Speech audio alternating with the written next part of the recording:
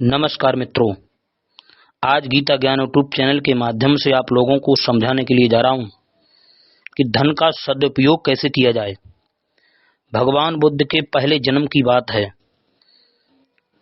उस समय वे बोधित सब अवस्था में थे। उन्होंने एक समृद्ध घर में जन्म लिया था।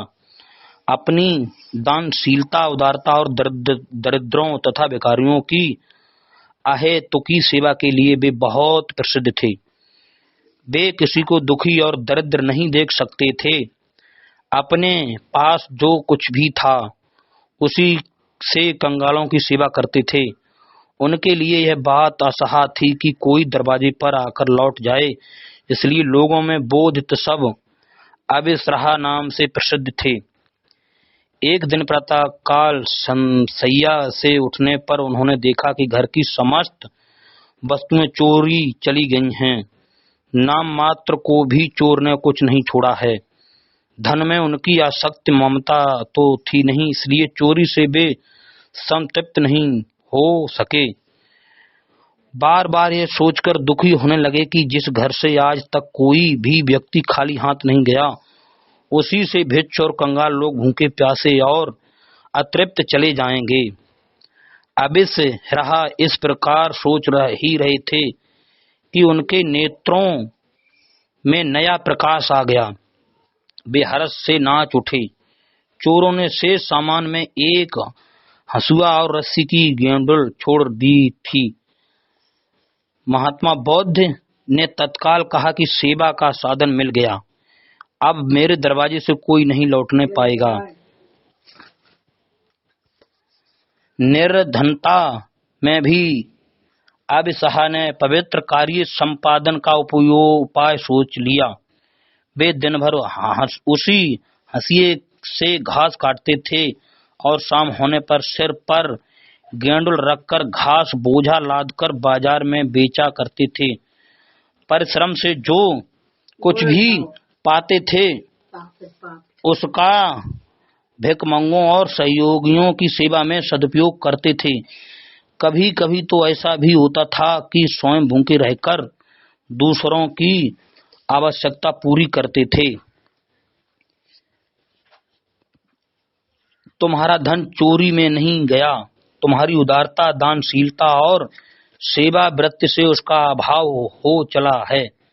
मैं तुम्हें सावधान करता हूं कि इस गरीबी में भी जो कुछ भी पैदा कर लेते हो उसे आगे के लिए बचाकर रख दो। सब दिन समान नहीं आते।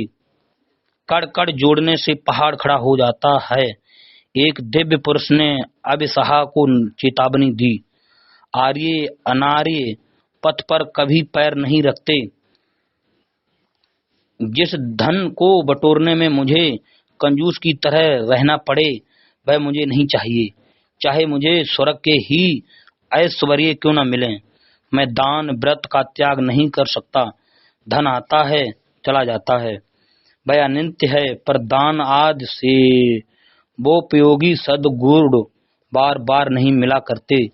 उनके सहारे अपने जीवन को समृद्ध करना ही आर्य पुरुष का श्रेष्ठ आचरण है। वे नित्य दिव्य संपत्ति हैं। मैं उनका परित्याग किसी भी मूल्य पर नहीं कर सकता।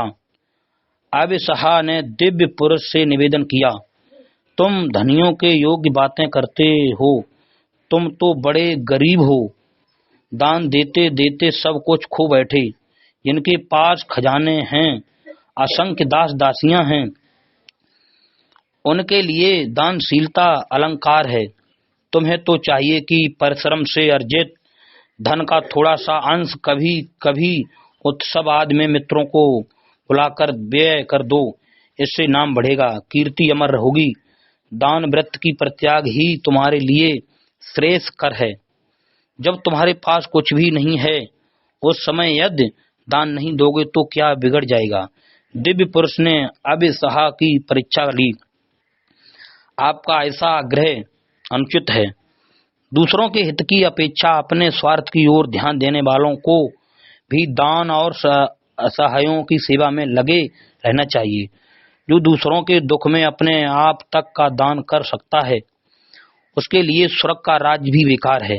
धन की तरह यह जीवन भी क्षण भंगुर है।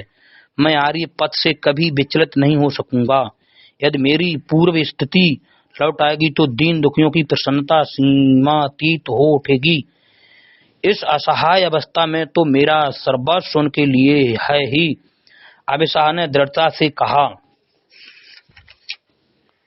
तुम धन्य हो, धन्य हो। समस्त संसार स्वार्थ और ममता से अंधा होकर धन बटोरता है, अपने सुख के लिए दूसरों को दुख देता है, पर तुम धन का परित्याग करके भी सेवा और दीन दुखियों की सहायता में रहते हो। मैं परीक्षा ले रहा था, मैंने ही तुम्हारा धन छिपा दिया है, मैं तुम्हें फिर दे रहा हूँ। धन का सदुपयोग तुम कर सकते हो। शक्र इंद्र ने अपना वास्तविक रूप प्रकट किया, फिर अदृश्य हो गए। तो याद रखना भक्तजनों, धन हमारा दान पुण्य धर्म में जितना खर्च होता है वही हमारा धन सदुपयोग में चला जाता है, और जो धन हम दूसरों को सताने में खर्च करते हैं तो वो धन हमारा दुरुपयोग हो जाता है। हमारे गीता ज्ञान यूट्यूब चैनल को सब्सक्राइब करें, लाइक करें, और भी ऐसे ज्ञानवर्धक वीडियो आप लोगों को मिलते रहेंगे। जय श्री कृष्ण मित्रों, राधे राधे।